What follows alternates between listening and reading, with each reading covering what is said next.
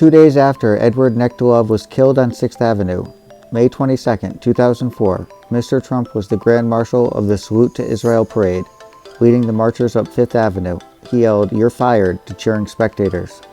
Mr. Trump said, "In spring 2004, at the height of violence in the Gaza Strip, I was the Grand Marshal of the 40th Salute to Israel parade, the single largest gathering in support of the Jewish state.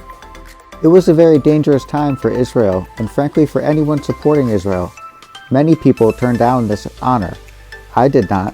I took the risk, and I'm glad I did." Judah Engelmeyer, a PR executive who served on the board of directors of the Israel Tribute Committee, which used to organize the annual event, disagreed. The Israel Day Parade is one of the most protected parades at every level of government. I don't think there was ever any concern that anyone's life would be in danger. Mr. Trump would go on to leverage the parade as proof not just of his support for Israel, but as proof of his foreign policy bona fides. Russian President Vladimir Putin condemned President Bush's decision to launch a military strike against Iraq and called for a swift end to the war.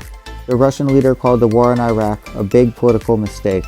President Putin said, "If we allow international law to be replaced by the law of the fist, then one of the main principles of international law, the principle of the inviolability of the sovereignty of states, will be thrown into question." By August 2004, Mr. Trump's and President Putin's views on Iraq had converged. Mr. Trump now said, "Look at the war in Iraq and the mess that we're in. I would never have handled it that way."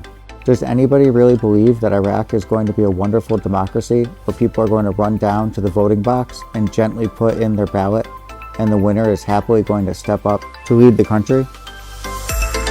Come on, 2 minutes after we leave, there's going to be a revolution, and the meanest, toughest, smartest, most vicious guy will take over, and he'll have weapons of mass destruction, which Saddam didn't have.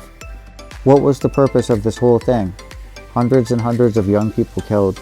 And what about the people coming back with no arms and legs, not to mention the other side?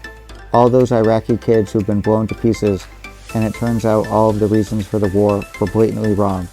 All this for nothing. Paul Klebnikov was a journalist and a historian of Russia. Mr. Klebnikov worked at Forbes magazine for more than 10 years. He was the chief editor of the Russian edition at Forbes. Paul Klebnikov's murder, July 9, 2004 in Moscow, was seen as a blow against investigative journalism in Russia.